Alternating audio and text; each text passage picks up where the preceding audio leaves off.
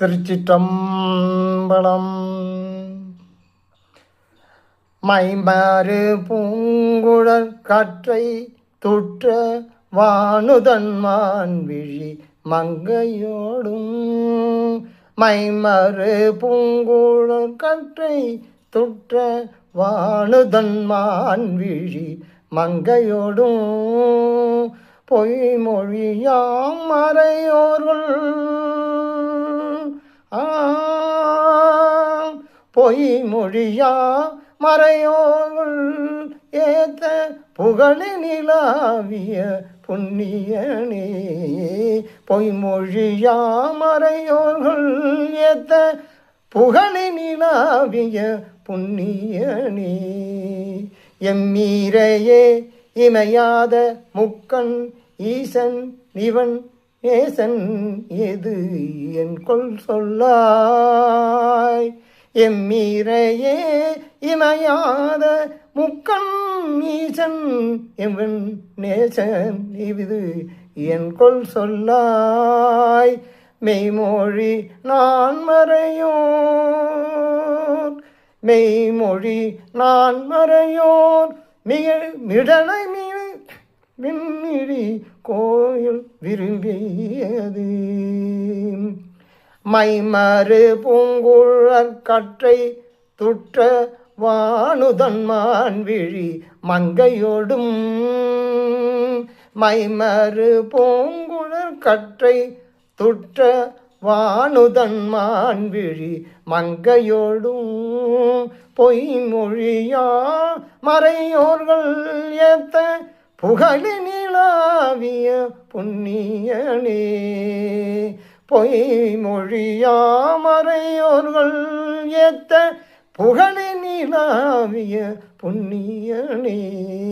எம்மீரையே இமையாத முக்கண் ஈசன் இவனின் நேசன் இதன் கொள் சொல்லாய். மெய்மொழி நான் மறையோர் மெய்மொழி நான் மறையோர் மிடலை விண்ணிழி கோயில் விரும்பியதே. மெய்மொழி நான் மறையோர் மிடலை விண்ணிழி கோயில் விரும்பியதே. விண்ணிழி கோயில் விரும்பியதே. திருச்சிட்டம். இந்த பாடல் நம்முடைய திருஞான சம்பந்தர் அருளிய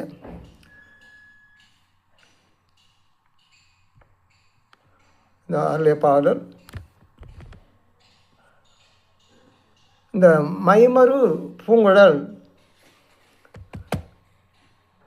மைமறு பூங்குழல் அப்படின்னா மை போன்ற அந்த கற்றை முடியை சொல்கிறாங்க. தலைமுடி அந்த உமையம்மையோட தலைமுடி அவ்வளவு மை போன்ற அப்படி தொட்டால் மை தொட்டோம்னா அப்படி கருமை கையில் ஒட்டிக்குது இல்லையா, அந்த மாதிரி பூங்குழல் பூக்களை சுற்றி அணிந்துள்ள கற்றை துற்ற. இந்த கற்றை துற்றங்கிறது ஒரு ஒரு அந்தந்த காலத்தில் ஒரு சொல்லு மாதிரி இருக்கும் இல்லையா, அந்த மாதிரி கற்றை துற்ற. ஆனால் அதுக்கு ஒரு விளக்கமே சொல்லலாம். அது நம்ம இதை கடைசியில் சொல்லுவோம். கற்றை துற்ற வானுதன்மான் விழி மங்கையோடும்.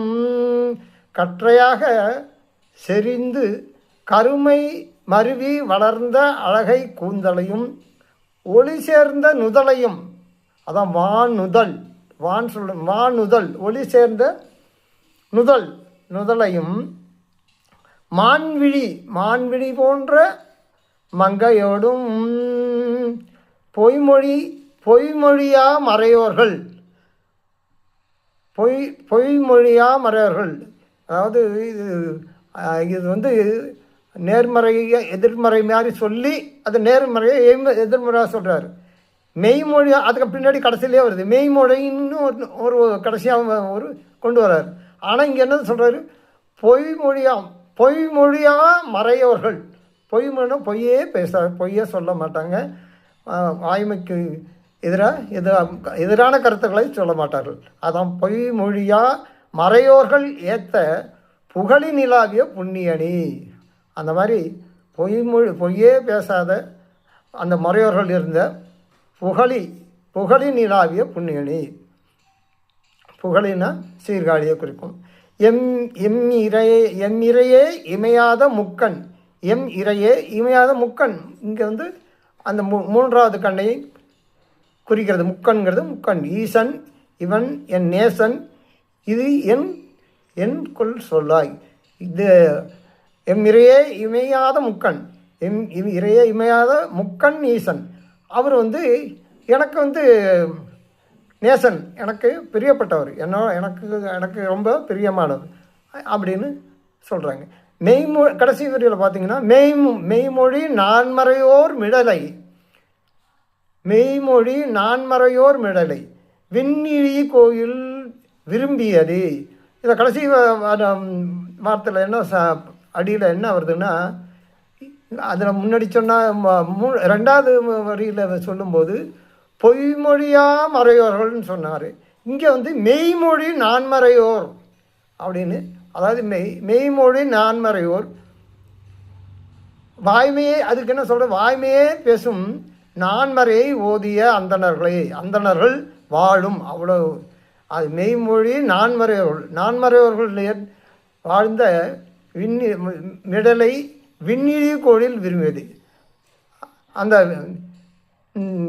வீழிமிடலை அதான் அந்த வீழிமிடலை அந்த விழியை குறிக்கிறவர் சொல்தான் திருவிழிமிடலை. மெய்மொழி நான்மறையோர் மிடலை விண்ணிழி கோயில் விரும்பியது. விண்ணிழி கோயிலுங்கிறது அந்த திருமால் விண்ணிலிருந்து கொண்டு நிறுவப்பட்ட கோயில்னு சொல்லப்படுகிறது.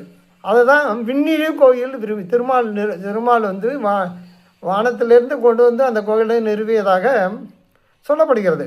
அதனால் அதுதான் அந்த கடைசி வரையில் மெய்மொழி நான்மறையோர் மிடலை விண்ணிழி கோயில் விரும்பியது. விண்ணிழி கோயில் விரும்பியது, அதுதான் திருவிழிமிடலை அப்படின்னு சொல்லப்படுகிறது. இது மைமரு பூங்குழல் கற்றை துற்ற. இந்த கற்றை துற்றன்னா அந்த கூந்தலை பெண்மணிகள் பின்னாடி கூந்தலை அழகாக வான்றி அந்த தலைக்கு எண்ணெயெல்லாம் தேய்ச்சி அந்த நறுமண வாசம் வீசக்கூடிய எண்ணெயெல்லாம் தேய்ச்சி அதை சிக்கல்லாம் எடுத்துட்டு பின்னாடி அப்படியே சீப்பால் கொண்டுட்டு போயிட்டு அந்த அந்த அதான் கற்றையாக இருக்கிற அந்த முடியை மூணாக பிரிப்பாங்க. மூணாக பிரித்து தான் பின்னாடி பின்னுறது. அந்த அதை தான் அவர் சொல்கிறாரு. மூணாக பிரித்து அப்படியே மாற்றி அப்படியே பின்னிகிட்டே வருவாங்க. அது பின்னிட்டு வர்றதுலே அந்த பின்னி இருக்கிற அழகு அப்படி அவ்வளோ இதாக அவ்வளோ என்ன சொல்கிறது, அவ்வளோ சுத்தமாக இருக்குமா. அதாவது சில பேர் நல்லா அந்த சடையை பின்னும்போது அழகாக மூன்று கற்றைகளும் சமமான கற்றைகளாக பிரித்து அதை கரெக்டாக அந்த மையப்பகுதியிலேருந்து கீழே அப்படியே மாற்றி 3 கத்தையை மாற்றி பின்னிட்டு வருவாங்க. பின்னிட்டு அதுதான் கற்றை துற்ற. அப்படியே பின்னி அது கற்றையை அந்த 3 கற்றையை அப்படியே சுற்றி ஒரே சடையாக பின்னுறாங்க. அதை தான் அவர் கற்றை துற்றங்கிறன்னு ஒரு இதில் சொல்லியிருக்காரு. அந்த அவ்வளவு நறுவிசாகனா அவ்வளோ அழகாக அந்த முடியை 3 கற்றையாக பிரித்து அதை திருப்பி ஒன்றோட ஒன்று கொடுத்து கீழே சின்னதாக கொஞ்சம் முடியை எடுத்து அதே அப்படியே முடிச்சு போட்டு விட்டுருவாங்க. அந்த சுற்றி வரும்போது நம்ம 3 கற்றையாக தானே பிரித்தாங்க. ஆனால் நம்ம கண்ணில் பார்க்கும்போது 2 கற்றை மட்டும் தான் தெரியும். இன்னொரு கற்றை எங்கே போச்சு, புரியுதா? அதை மாதிரி அதோடு இல்லாமல் அந்த அழகு 3 கற்றையை நல்ல அடர்த்தியான முடி இருக்கிறவங்களுக்கு அந்த மூணாக பிரித்து அந்த கற்றையை சடை பின்னும்போதும் பார்த்திங்கன்னா அதுமாரி ரெட்டையாக வரும். ரெண்டாவது எங்கேயுமே அந்த ஒரு பிசுறு கூட இருக்கும், அதாவது ஒரு முடி கூட வெளியில் பிசுறாக இருக்காது. சுத்தமான ஒரு அந்த இது அப்படி ஒரு ஒரு ஆர்டிஸ்ட்டு எப்படி செய்வாங்களோ அந்த மாதிரி அது ஒரு பெரிய கலை. அந்த தலைமுடி சுற்றுறது அதெல்லாம் ஒரு நம்ம ஞானசம்பந்தர் எதெல்லாம் எப்படியெல்லாம் பார்த்து கண்டுபிடிச்சி அதுக்கு ஒரு வார்த்தை கற்றை துற்ற. இது எங்கடா அவர் பிடிச்சாருன்னு இந்த வார்த்தையை பார்த்தா, அந்த காலத்தில் ஏதாவது எங்கள் சமகாலத்தில் பிறந்த எங்கள் வயசு சமகாலத்தில் பிறந்தவங்களுக்கெல்லாம் இந்த அறுவடை காலத்தில் அறுவடை அடித்து அந்த நெல்லெல்லாம் அடித்து தூற்றி அந்த அந்த வைக்கலை வந்து தனியாக போட்டிருப்பாங்க. அந்த வைக்கலை வந்து திரட்டுறது ஒரு கட்டாக கட்டுவாங்க. ஒவ்வொரு கட்டாக கட்டுறதுக்கு அந்த வைக்கல்லையே கொஞ்சத்தை எடுத்து அதில் கொஞ்சோடு தண்ணி தெளித்து பாடம் பண்ணி அதுக்கு அந்த வைக்கலை திரைன்னு சொல்லுவாங்க, ஒரு திரை. அந்த திரையை கட்டுறதுக்கு அந்த வைக்கலையே ஒரு ஆள் அந்த பக்கம் பிடிச்சி அப்படியே துட்டியாக இருப்பாங்க, இந்த ஆள் அப்படியே வச்சு இது பண்ணுவாங்க.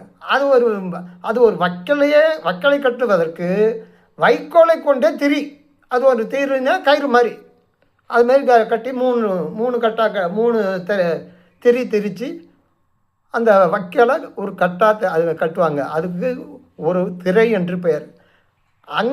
அங்கே பிடிச்சிருக்காரு அந்த கற்றை துற்ற வார்த்தையை அங்கே பிடிச்சிருக்காரு யார்? திருஞானசம்பந்தர். அதாவது அந்த காலத்தில் எவ்வளவு செழிப்பாக இருந்ததுங்கிறத இந்த திருஞானசம்பந்தர் பாடல்களில் நிறைய இடங்களில் பார்க்கலாம். அதெல்லாம் பின்னாடி அடுத்தடுத்த பாட்டில் அதுவும் சுவைபட பார்ப்போம். அதோடு இல்லாமல் அவருக்கு எந்த பாட்டு பாடினாலும் அந்த சீர்காழியை பற்றி பேசாமல் இருக்க மாட்டார், பாடாமல் இருக்க மாட்டார். அவ்வளவு ஒரு அந்த ஈடுபாடு. இந்த அதாவது ஒரு இடத்துக்கு போனோமா வந்தோமோ இல்லாமல் போகும்போது ஒவ்வொன்றையும் இந்த மாதிரி ஊன்றி பார்க்கறது. அவர் பாருங்கள், முன்னாடி போகிற ஒரு பெண்ணோட அந்த சடையை பார்த்துட்டு இவ்வளோ ஒத்த வரியில் இவ்வளோ சொல்லியிருக்காரு. மைமரு பூங்குழல் கற்றை துற்ற. அடுத்தது என்ன சொல்ல, வானுதன் மான்விழி மங்கையோடும். தான் அந்த மான்விழி மான்விழியை வந்து தமிழ் இலக்கியத்தில் ஒரு சொல்லுண்டு, காதளவோடிய கண்கள்.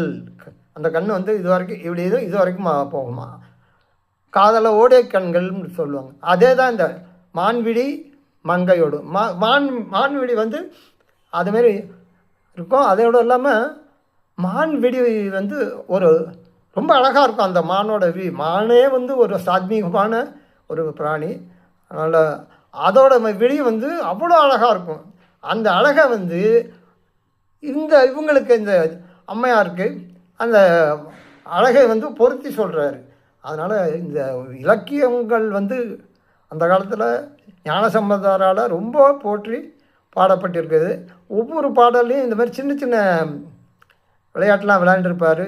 நல்ல அருமையாக இதெல்லாம் தெரிஞ்சு நம்ம புரிஞ்சு படித்து பாடி அதோட அர்த்தங்கள்லாம் தெரிஞ்சுக்கிட்டோம்னா அவ்வளோ அற்புதமான விஷயங்கள் இருக்கிறது. மீண்டும் அடுத்த பதிவில் உங்களை காணவரை அன்பு வணக்கம் கூறி விடைபெறுவது உங்கள் அன்பு நலம்பாடி. திருச்சிற்றம்பலம்.